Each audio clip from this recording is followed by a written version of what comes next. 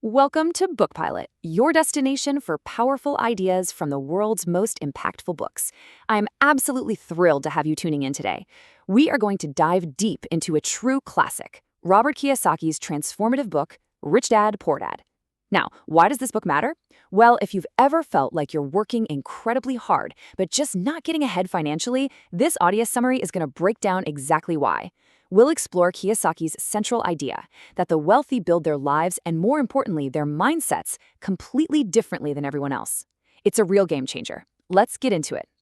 So here's our roadmap for this audio summary. We'll start with a foundational tale of two dads, then talk about how to actually escape the rat race. From there, we'll break down the core mechanic of assets versus liabilities, explore how to build your asset column, tackle the psychological obstacles standing in your way, and wrap it all up with some essential practical key takeaways.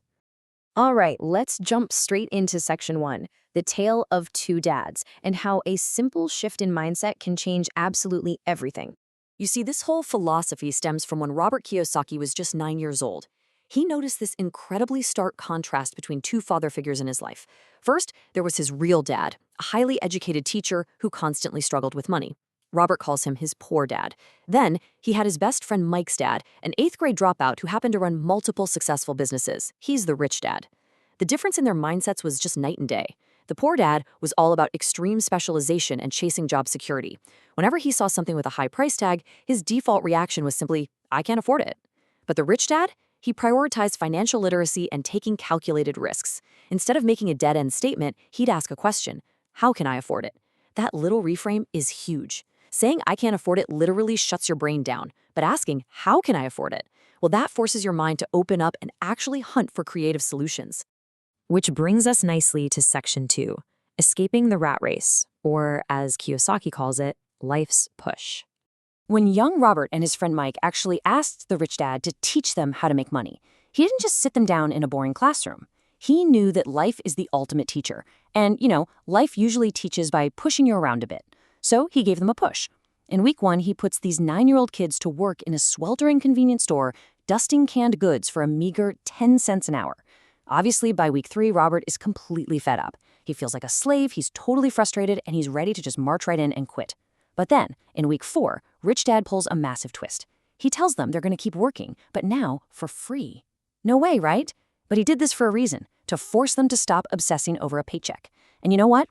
Stripped of that tiny wage, their minds finally opened up. They spotted a massive opportunity that everyone else was completely missing. They started taking unsold, discarded comic books and opened up a highly profitable comic book library. It ended up making them $9.50 a week without them even needing to be in the room. And that leads to the ultimate lesson from that whole crazy experience. The rich don't work for money.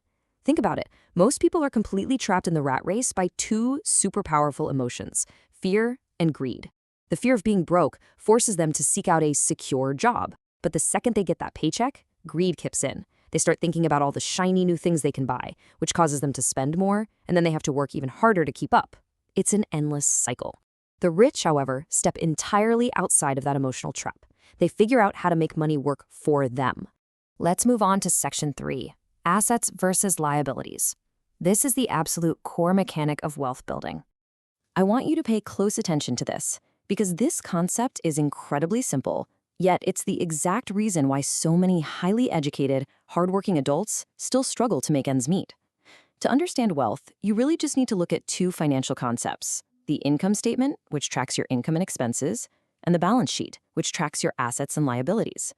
The golden rule, the absolute secret to getting rich, is understanding the difference between the two. Listen closely. An asset puts money into your pocket. A liability takes money out of your pocket. That's literally it. If you want to be rich, you just have to buy assets. Now, here's where it gets a bit controversial. Most people firmly believe their house is their biggest asset. But if that house is constantly pulling money out of your pocket every month for mortgage, taxes, and repairs, without generating any income for you, well, according to the rich dad, it's actually acting as a liability. So if we aren't measuring our financial success by the size of our house or the size of our salary, how do we measure it? Well, true wealth isn't actually an arbitrary dollar amount sitting in your bank account. Wealth is measured in time. It's the number of days you could survive forward if you just stopped working today. You officially become wealthy the very moment the cash flow generated by your assets fully covers all of your monthly living expenses. Okay, so how do we actually do this? That brings us to section 4, building your asset column and taking action. If your goal is to have your assets cover your expenses, you have to understand the critical difference between having your profession and actually minding your own business. Take Ray Kroc, for example, the man who built McDonald's into a massive global empire. Back in 1974, he was speaking to a group of university students. He asked them, "What business do you think I'm in?" Naturally, everyone laughed. They all assumed he was in the hamburger business, but Ray completely corrected them. He said his business was actually real estate. The hamburgers, those were just the mechanism to fund buying up the most valuable intersections and street corners in the entire world. The wealthy focus their energy on building up their underlying asset column, not just clocking into their daily jobs. So, what exactly should you be buying to build that column? True real assets include businesses that are run by other people. Remember, if you have to be there every day to run it, it's a job, not an asset. Assets also include things like stocks, bonds, income-generating real estate, or royalties from intellectual property, like music, books, or patents. And the best part about all of this, you absolutely do not have to quit your day job right now. Keep your profession, but use your extra income to steadily buy these real assets on the side. And what happens when you train your brain to obsess over assets? Well, just listen to this. $40,000. During a brutal real estate crash in Arizona, when pretty much everyone else was paralyzed by fear, Robert Kiyosaki found a house for $20,000. He borrowed $2,000 for the down payment. But here's the kicker. Before he even officially closed on it, he advertised it for $60,000, and he sold it almost instantly. He legally created $40,000 basically out of thin air in maybe 5 hours of total working time. That is the true power of financial intelligence. It allows you to invent money by spotting the opportunities that everyone else walks right past. Now onto section 5, overcoming your financial obstacles. Because let's face it, the psychology of money is huge. Knowing exactly what to do is really only half the battle. We have to address the psychological barriers that stop even the most financially literate people from building abundant cash flow. Kiyosaki points out 4 main blockers: fear, cynicism, laziness, and bad habits. Let's just touch on fear for a second. Look, everyone is afraid of losing money. That's completely natural. But the difference is in how you handle that fear. Most folks let fear force them into extremely safe, overly conservative investments where they're basically playing not to lose. But if you want to build massive wealth, especially early on, you have to shift your mindset. You have to play to win. And that means learning how to effectively manage risk instead of just trying to avoid it entirely. Then there's the roadblock of cynicism. It's perfectly summarized by this thought: cynics criticize and winners analyze.